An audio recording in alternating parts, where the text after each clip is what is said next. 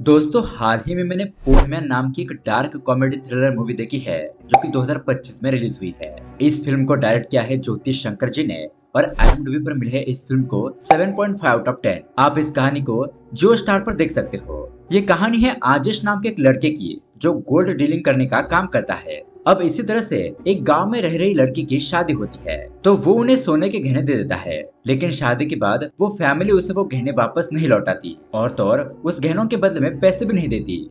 अब दोस्तों आजिश अपने गहनों को वापस कैसे लेगा, यही देखेंगे हम आज की थ्रिलर कहानी में, जो कि एक बहुत ही बेहतरीन मूवी है। तो दोस्तों अगर आपको हमारे एक्सप्लेनेशन वीडियोस पसंद आते हैं तो वीडियो को लाइक और चैनल को सब्सक्राइब जरूर कीजिए। तो चलिए शुरू करते हैं आज की कहानी। कहानी की शुरुआत में हमें कोल्लम शहर को दिखाया जाता है। यहाँ हम इस शहर के बहुत ही सुंदर नज़ारे देखते हैं, जहाँ कुछ लोग मछलियाँ पकड़ रहे होते हैं। उसके बाद यहाँ चर्च, मंदिर, रेलवे स्टेशन, शहर के अलग अलग जगहों को दिखाया जाता है। अब यहाँ से सीन शिफ्ट होता है एक चर्च की तरफ। वहाँ पर कुछ आदमी खड़े होते हैं और उनमें से एक बंदा किसी पार्टी के नेता के पोस्टर को निकाल रहा होता है। अब जैसे ये खबर ब्रूनो नाम के एक बंदे को पता चलती है, वो तुरंत ही वहाँ पर आकर लड़ाई झगड़ा शुरू कर देता है। उस पोस्टर निकालने वाले आदमी को मारने पीटने लगता है और कहता है कि ये पोस्टर निकालने की तुम्हारी हिम्मत कैसे हुई, बाकी के पोस्टर मत निकालना वरना ठीक नहीं होगा। वो आदमी कहता है कि चर्च के बाहर तुम पोस्टर नहीं लगा सकते। ब्रूनो कहता है कि तुम मेरे पार्टी के खिलाफ कुछ मत कहना वरना मैं तुम्हें इतना मारूंगा ना तुम्हें तुम्हारी नानी याद आ जाएगी। अब वहाँ पर मौजूद बाकी के लोग उन लोगों को छुड़ाते हैं और उसके बाद ब्रूनो वहाँ से अपने घर पर आ जाता है। अब यहाँ पर हमें पता चलता है कि वो ब्रूनो काम धाम तो कुछ नहीं करता, बस एक पॉलिटिकल पार्टी में वर्कर होता है। अब ब्रूनो के घर में उसकी बहन स्टेफी और उसकी माँ रहती है और स्टेफी की शादी तय हो गई थी। यहाँ पर हम देखते हैं कि उसकी सास उनके घर पर दहेज की बात करने के लिए आई हुई थी। अब इन लोगों की बातों से हमें पता चलता है कि उसकी होने वाली सास उन लोगों से इनडायरेक्टली गहनों के बारे में बात कर रही थी। मतलब कि वो कहती है कि देखिए बहन जी, आपने हमें 25 तोला सोना देंगे ऐसा कहा था, इसीलिए हमें शादी के लिए मान गए थे, वरना मेरे बेटे के साथ शादी करने के लिए और भी कई सारे लोगों ने मुझे आपसे ज्यादा सोना देने की बात की थी। वो तो हम आपका सम्मान करते हैं इसलिए अब तक हम रुके हुए हैं। 25 तोला सोने का इंतजाम तो हो जाएगा ना। स्टेफी की माँ कहती है कि हाँ हाँ पैसों का इंतजाम हो गया है, बस उन पैसों के गहने ही खरीदने हैं, आप चिंता मत कीजिए, आपको 25 तोला सोने के गहने मिल जाएंगे। तो लड़के की माँ कहती है कि ठीक है फिर तो जल्दी से एक अच्छा सा मुहूर्त देखिए और शादी पक्की कीजिए। अब दोस्तों यहाँ पर असली बात छुपाते हुए स्टेफी की माँ हाँ हाँ कह देती है। दरअसल उनके पास इतना सारा सोना नहीं था, इसलिए अब स्टेफी की माँ बहुत ज्यादा टेंशन में आ जाती है। यहाँ इस तरफ हम ब्रूनो को देखते हैं जिससे फादर डांट रहा होता है, कहता है कि तुम्हें लड़ाई झगड़ा करने की क्या जरूरत थी। लेकिन ब्रूनो तो उन्हें उल्टा जवाब देते हुए कहता है कि आपके इस आदमी ने हमारे पार्टी का पोस्टर फाड़ा है तो क्या हम ऐसे ही चुपचाप बैठे रहेंगे। वो आदमी कहता है कि तुम ऐसे नहीं सुधरोगे, मैं तुम्हारी पुलिस में कंप्लेंट कर दूंगा। अब फादर उस आदमी को शांत करते हैं और फिर ब्रूनो से कहते हैं कि देखो ब्रूनो, तुम्हें मच्छी पकड़ने वालों से और चर्च के लोगों से दुश्मनी नहीं करनी चाहिए। तुम्हारे एक बहन की तुम्हें शादी भी करनी है और इसी तरह से तुम लड़ाई झगड़ा करते रहोगे तो तुम्हारी बहन की शादी में मदद कौन करेगा। लेकिन ब्रूनो कहता है कि मैंने चर्च के सपोर्ट के बिना भी बहुत सारी शादियां होते हुए देखा है। ऐसा कहकर वो वहाँ से चला जाता है। अब यहाँ इस तरफ हम स्टेफी की माँ को देखते हैं जो कि अपने एक रिश्तेदार के पास मदद मांगने के लिए आती है। वो कहती है कि दरअसल हमें कुछ महीनों के लिए आपको थोड़ा सोना चाहिए था, शादी होने के कुछ दिन बाद मैं तुम्हारा सोना लौटा दूंगी।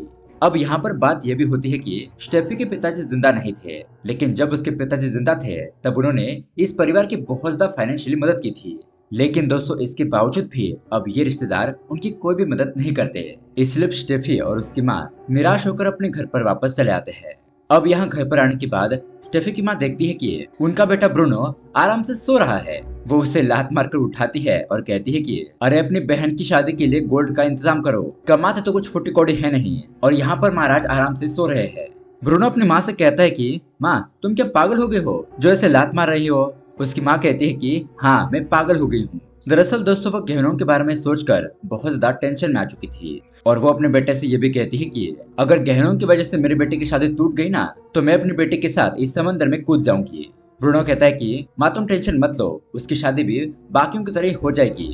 अब उसके बाद ब्रूनो अपने पार्टी के ऑफिस में आ जाता है, वहाँ पर अपनी बहन की शादी के लिए कुछ मदद मांगने के लिए। लेकिन उसे देखकर तो पार्टी के सभी नेता गुस्से में वहाँ से चले जाते हैं। तो पार्टी में काम करने वाला सुनील नाम का एक आदमी उसे कहता है कि तुमने जो हंगामा खड़ा कर दिया था वो मामला कोर्ट तक पहुंच गया है, उस आदमी ने मर्डर करने का केस किया है तुम्हारे ऊपर। ब्रूनो कहता है कि आप ये क्या बात कर रहे हो, मैंने ये सब कुछ तो पार्टी के लिए किया था ना, अब उसके खिलाफ पार्टी लड़ेगी। सुनील कहता है कि तुमने लड़ाई झगड़ा शुरू किया था, तो भला पार्टी इस मामले को क्यों सुलझाएगी? मेरी बात ध्यान से सुनो, पार्टी ने तुम्हें निकाल दिया है। अब कुछ ही दिनों में इलेक्शन का टाइम शुरू हो जाएगा और पार्टी को चर्च के और मछुआरे लोगों के दोनों के वोट चाहिए। अभी इलेक्शन का टाइम है, इसलिए किसी से पंगा लेना ठीक नहीं है। फिलहाल तुम कुछ दिन के लिए मैंने बताई हुई जगह पर चले जाओ। अब ऐसी बातें सुनकर ब्रूनो बहुत ज्यादा दुखी हो जाता है कि उसने ये सब कुछ उसकी पार्टी के लिए किया था, लेकिन मुसीबत के टाइम में उसकी पार्टी उसकी मदद नहीं कर रही है। अब इसके बाद ब्रूनो एक होटल में आकर रुकता है, जहाँ पर पहले से कुछ लड़के रहते थे। अब यहाँ पर आने के बाद शर्मा नाम का एक लड़का ब्रूनो को पसंद नहीं करता।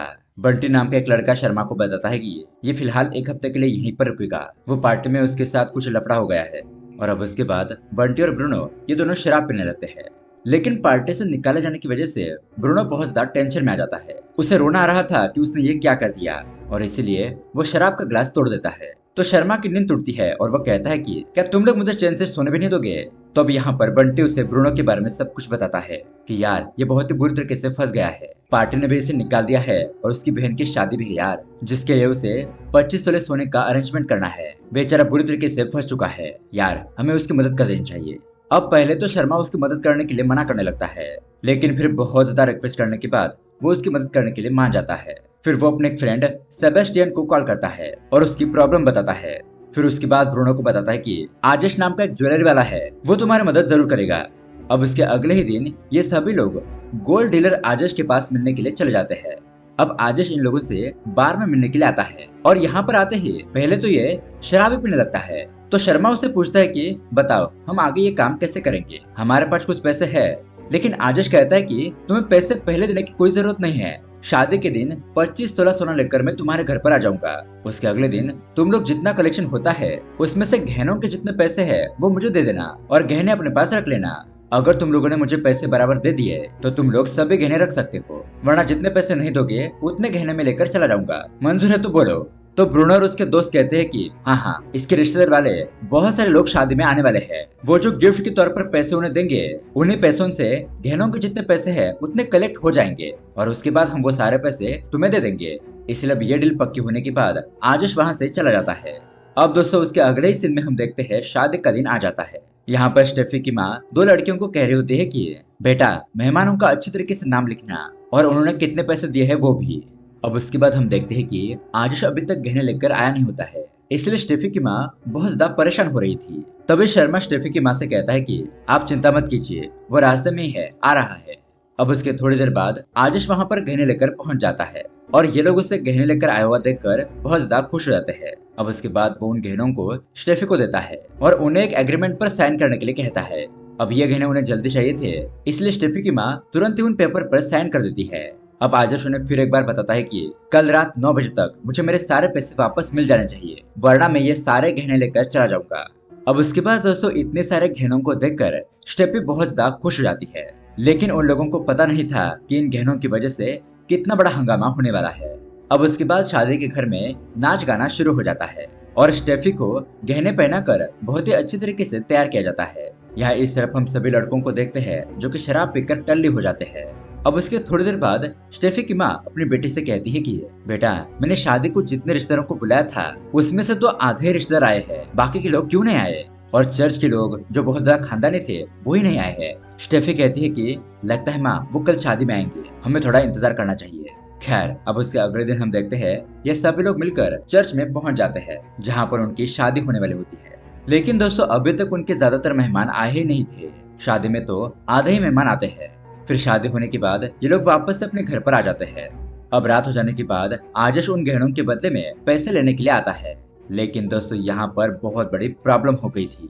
ब्रूनो के दोस्त आजिश को बताते हैं कि अरे यार जितना कलेक्शन सोचा था उतने पैसों का इंतजाम नहीं हुआ है, शादी में उतने मेहमान आए ही नहीं, सोचा था कि ज्यादा मेहमान आएंगे तो कलेक्शन पूरा हो जाएगा। तो यहाँ पर आजिश कहता है कि चलो देखते हैं कितनी बड़ी प्रॉब्लम है। ऐसा कहकर वो अंदर जाकर पैसे गिनने लगता है। अब दोस्तों यहाँ पर हमें पता चलता है कि 25 तोले सोने के 15 लाख रुपए हो गए थे, लेकिन यहाँ पर उनके कलेक्शन में सिर्फ 5 लाख रुपए ही जमा हो गए थे।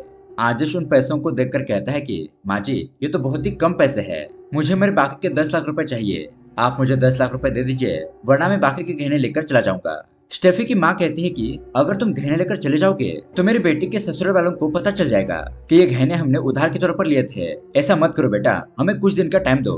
लेकिन आजश कहता है कि नहीं आंटी, मैं ऐसा नहीं कर सकता, और मैंने आपको पहले ही बता दिया था कि शादी के दूसरे दिन रात 9 बजे तक मुझे मेरे सारे पैसे वापस चाहिए, और अभी आप मुझे पैसे देने से इनकार कर रहे हो। जाइए, आप अपनी बेटी के पास जाइए और आधे गहने लेकर आइए, वरना मैं उसके पास जाकर अपने गहने ले लेता हूँ। बताइए, आपकी बेटी कहाँ पर है?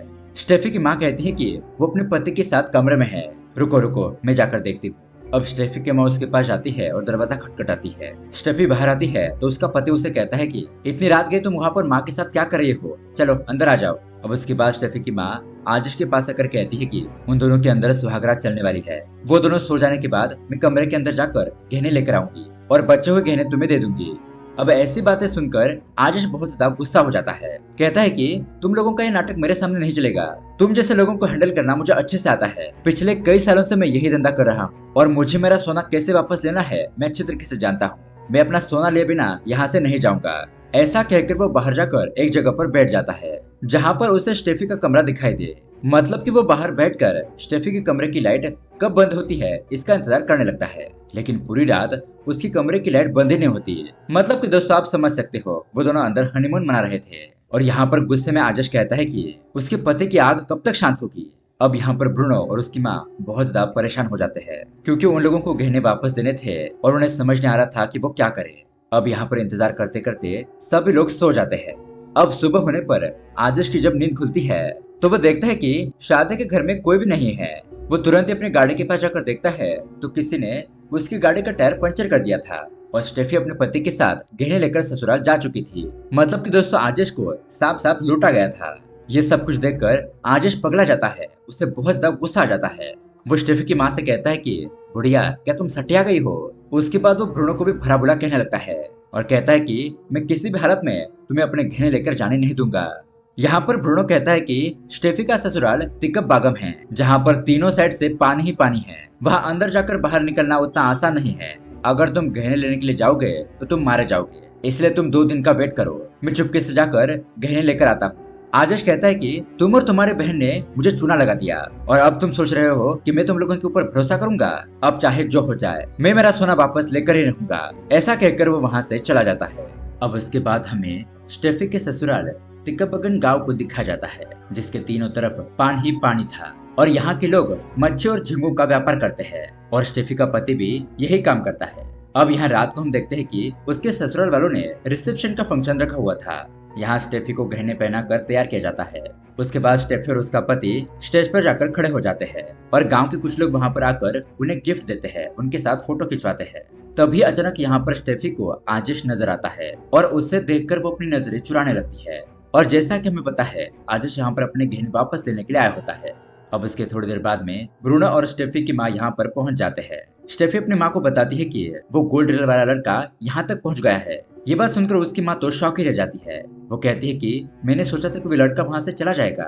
स्टेफी कहती है कि इतना सारा सोना छोड़कर कैसे कौन जा सकता है। माँ, कैसे भी करके उस लड़के को यहाँ से निकालना होगा, वरना अगर गहनों की सच्चाई मेरे ससुराल वालों को पता चल गई तो वो लोग तो मुझे घर से बाहर निकाल देंगे। फिर जब खाना खाते वक्त ये दोनों बात कर रही होती है तो उसकी माँ पूछती है कि क्या गहनों को चुराने का कोई जुगाड़ हो सकता है क्या? स्टेफी बताती है कि नहीं, मेरी सास और ननद ने 40 बार उस गहनों को तोल मोल कर देख लिया है। अब तभी उनके साइड में आजिश आकर बैठ जाता है और खाना खाते वक्त कहता है कि बुढ़िया, मेरे सामने नाटक मत करो, तुम लोग मुझे फंसा नहीं सकते, मैं यहाँ से अपने गहने लेकर ही जाऊंगा। अब दोस्तों, स्टेफी के पति का नाम होता है मारियो। वो उसके पास आकर खड़ी हो जाती है। यहाँ पर स्टेफी की माँ आजिश से कहती है कि बेटा, कहो तो मैं तुम्हारे पैर पड़ती हूँ, उसके ससुराल वालों की उन गहनों से नजर तो हटने दो। मैंने कहा ना, मैं तुम्हारे गहने दे दूंगी। अब आजिश गुस्से में वहाँ से हाथ धोने के लिए चला जाता है। स्टेफी की माँ उसके पास आकर कहती है कि बेटा, मुझे 2 दिन का वक्त दो, मैं तुम्हारे सारे गहने लौटा दूंगी। तुम्हारे भी माँ बहन है ना, उसी तरह से हमारे ऊपर भी थोड़ी दया दिखाओ। अब इस बात पर आजिश कुछ नहीं कहता और वहाँ से शराब पीने के लिए चला जाता है। अब यहाँ पर मारियो ब्रूनो से पूछता है कि ये लड़का कौन है, तो ब्रूनो बताता है कि ये आजिश हमारा दूर का रिश्तेदार है, स्टेफी का कजन ब्रदर। और अब यहाँ पर आजिश बहुत ज्यादा शराब पीने लगता है। ब्रूनो को उसकी माँ बुलाती है और कहती है कि अगर उस लड़के ने कुछ उल्टा सीधा बोल दिया तो हमारा सारा राज खुल जाएगा। ब्रूनो गुस्से में कहता है कि अगर उसने ऐसा कुछ किया तो मैं उसे मार डालूंगा। उसकी माँ कहती है कि हाँ हाँ, तुम उसे मार डालो, और तुम्हें आता ही क्या है, अगर उसे मारना ही है तो ससुराल वालों को कुछ पता चलने से पहले उसे मार डालो, अपनी बहन के लिए इतना तो काम करो। ऐसा कहकर उसकी माँ वहाँ से अपने घर चली जाती है और ब्रूनो यहीं पर रुकता है आजिश पर नजर रखने के लिए। वो यहाँ पर आकर देखता है कि आजिश तो फुल टल्ली होकर सो गया है। तो ब्रूनो वहाँ पर पड़ा हुआ एक बड़ा सा पत्थर लेता है और उससे आजिश को मारने के लिए जा ही रहा था, लेकिन फिर उसकी हिम्मत नहीं होती है और वो उस पत्थर को साइड में फेंक देता है। अब उसके अगली सुबह हम देखते हैं ये लोग नाश्ता कर रहे होते हैं और तभी मारियो देखता है कि दो लड़के वहाँ से गुजर रहे हैं और मारियो को खबर मिली थी कि दो लड़कों ने उसके झींगे और कुछ मछलियाँ चुराई थी। तो फिर क्या था, मारियो उन लड़कों को पकड़ता है और उन्हें गुस्सा होकर बहुत ज्यादा मारने पीटने लगता है। वो लड़के अपनी जान बचाने के लिए इधर उधर भागने लगते हैं। अब यहाँ से जाते वक्त आज स्टेफी से अपने गहने मांगता है। स्टेफी कहती है कि कौन से गहने, एक बार जो चीज मैं ले लेती हूँ उसे वापस नहीं करती। आजिश कहता है कि ये तुम कैसी बातें कर रही हो, मैं तुम्हें बर्बाद कर दूंगा। स्टेफी कहती है कि तुम सारे पैसे मेरे भाई से ले लो, मेरी शादी करवा देने से पहले इसने मुझसे एक बार भी नहीं पूछा कि मुझे लड़का पसंद है या नहीं, मुझे इस राक्षस के गले में बांध दिया। अब इतने में यहाँ पर मारियो उन लड़कों को खतरनाक तरीके से मारता पीटता है। अब ये सब कुछ देखकर आजिश थोड़ा सा घबरा जाता है, लेकिन फिर भी जाते हुए वो कहता है कि मैं यहाँ से कहीं नहीं जाऊंगा, मैं यहीं पास ही रहूंगा और मौका देखकर गहने ले जाऊंगा। अब उसके बाद आजिश और ब्रूनो वहाँ से थोड़ी दूरी पर एक लॉज पर रहने के लिए जाते हैं। यहाँ दूसरी तरफ आजिश का दोस्त शर्मा के रूम पर आता है और उन लोगों से कहता है कि आजिश का बॉस उसे कॉल कर रहा है कि वो गहने लेकर अभी तक क्यों नहीं आया, तुम लोगों की वजह से मेरा दोस्त आजिश फंस गया। शर्मा कहता है कि हमें क्या पता था कि वो लोग गहने वापस नहीं करेंगे, हमने तो उनकी भलाई करने के चक्कर में उनकी मदद की थी, लेकिन इसमें तो हम खुद ही फंस गए।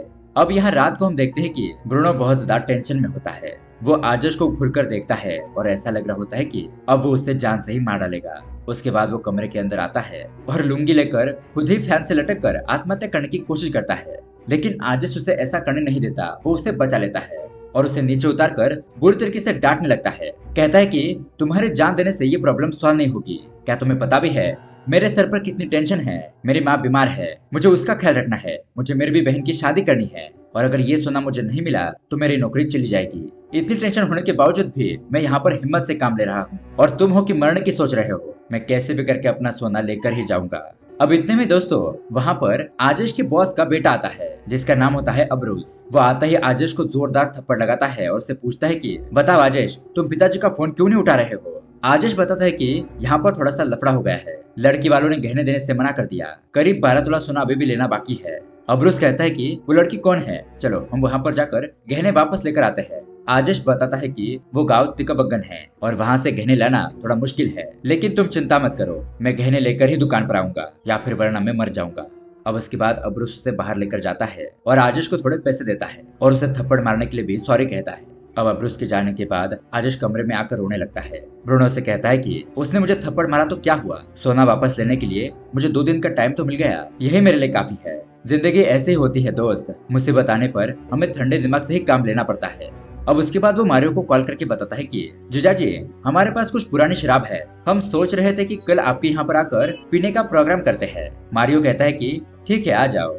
अब उसके अगली रात ये सभी दोस्त मारियो के घर पर आ जाते हैं और शराब पीने लगते हैं। अब शराब के नशे में आजिश अपने दोस्तों से कहता है कि अरे सुनो, कुछ लोगों के पास इतनी सारी जमीन होने के बावजूद भी या फिर झींगे और मच्छी का बिजनेस होने के बावजूद भी फिर भी वो लोग दहेज लेते हैं। मतलब कि दोस्तों वो इनडायरेक्टली मारियो की ही बात कर रहा था, उसे उकसाने की कोशिश कर रहा था। अब मारियो को गुस्सा आ जाता है और वो कहता है कि मुझे लड़का ठीक नहीं लग रहा है, इसे लेकर जाओ। तो आजिश भड़क जाता है और तुरंत ही मारियो का कॉलर पकड़ लेता है। कहता है कि बता तू मेरा क्या बिगाड़ लेगा। अब ये सब कुछ देखकर बाकी के लोग उन्हें छुड़ाते हैं और आजिश को वहाँ से ले जाते हैं। ब्रूनो अपने जीजाजी से कहता है कि जीजाजी उसे माफ कर दीजिए, वो नशे में था इसलिए उसने ये सब कुछ बोल दिया। मारियो कहता है कि उसने बहुत बड़ी गलती कर दी है, उसे कल सुबह 3 बजे मुझसे मिलने के लिए कहो। अब उसके बाद मारियो नाश्ता कर रहा होता है, तभी वो अपनी पत्नी से पूछता है कि उस आदेश के साथ तुम्हारा क्या रिश्ता है। स्टेफी बताती है कि वो मेरे दूर का रिश्तेदार है, कजन ब्रदर। लेकिन मारियो पूछता है कि वो यहाँ पर क्यों आया है, मुझे सच सच बताओ। तो यहाँ पर स्टेफी उसे सब कुछ सच बता देती है कि उससे हमने गहने उधार के तौर पर लिए थे, वो ऐसे फंक्शन में गहनों को ही बेचने का काम करता है, लेकिन हम उसके पैसे टाइम पर लौटा नहीं पाए, इसलिए वो ये गहने लेने के लिए आया है। ये बात सुनकर मारियो तो बहुत ज्यादा गुस्सा हो जाता है, कहता है कि मुझे गहने दहेज के तौर पर मिले हैं और मैं इन गहनों को वापस नहीं दूंगा। वो यहाँ पर अपनी पत्नी स्टेफी को भी जलील करता है, कहता है कि तुम्हारे जैसी लड़कियों की यहाँ पर कमी नहीं है, लड़कियां बहुत सारी है लेकिन सोना नहीं मिलेगा, सोने की वजह से ही मैंने तुमसे शादी की है, चलो अब जाओ अंदर। अब उसके अगले सीन में हम देखते हैं आजेश 3 बजे एक जगह पर मारियो से मिलने के लिए आता है। आजेश साफ साफ बताता है कि वो गहने मेरे हैं, इसलिए चुपचाप उन्हें मुझे लौटा दो। तुम्हारा इतना बड़ा मछलियों का बिजनेस है, तुम थोड़े ही दिनों में पैसों का जुगाड़ कर लोगे।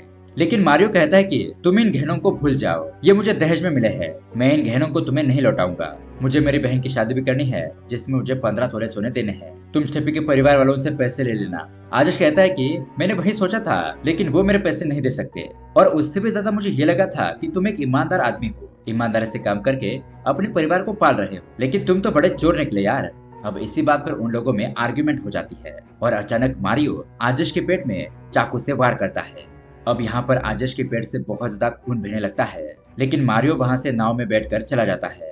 अब यहाँ पर स्टेफी को ये बात पता चलती है कि उसके पति मारियो ने आजश को चाकू मार दिया है। फिर वो यही बात अपने भाई ब्रूनो को बताती है और उसे कहती है कि हमें आजश को ढूंढना होगा, तुम मुझे यहाँ पर लेने के लिए आ जाओ।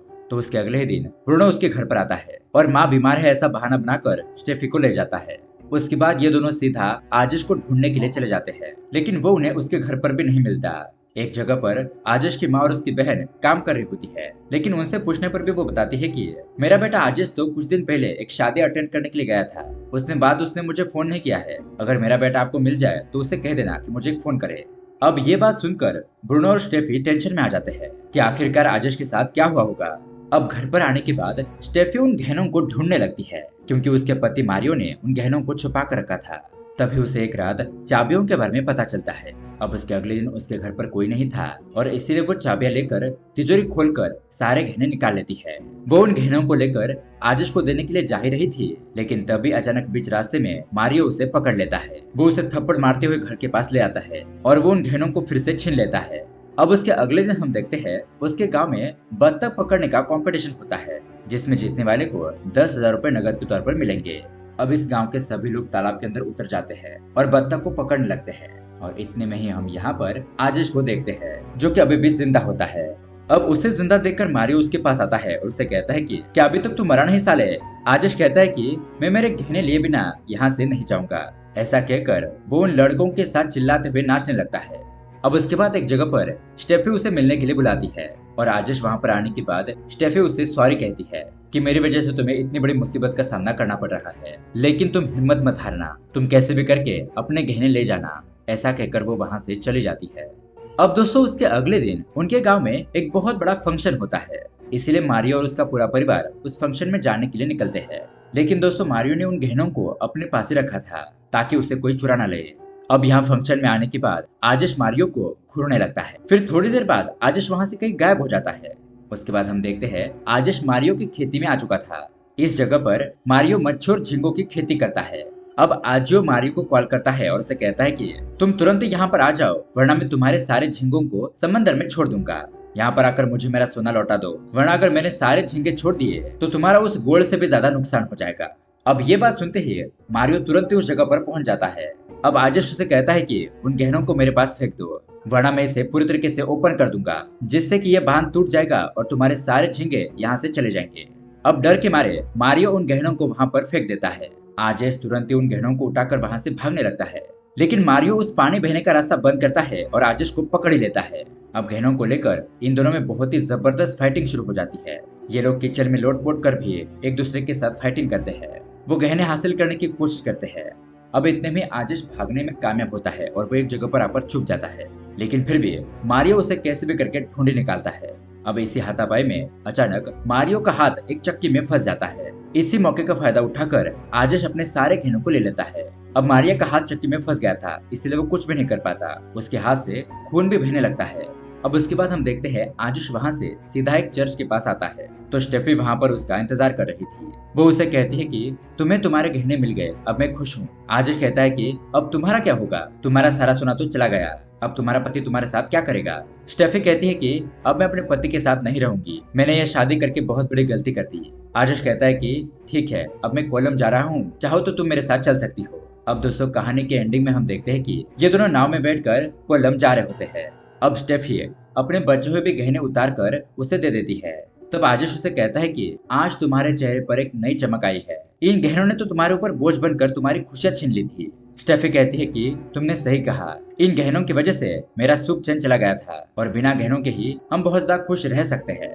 और इसी हैप्पी एंडिंग के साथ ये कहानी यहीं पर एंड हो जाती है और इस तरह से आजिश को अपना गोल्ड भी वापस मिल जाता है। तो दोस्तों ये कहानी आपको कैसी लगी हमें कमेंट करके जरूर बताइएगा। साथ ही ऐसे अमेजिंग मूवी देखने के लिए हमारे चैनल को सब्सक्राइब जरूर कीजिए। मिलते हैं अगली वीडियो में। Thanks for watching.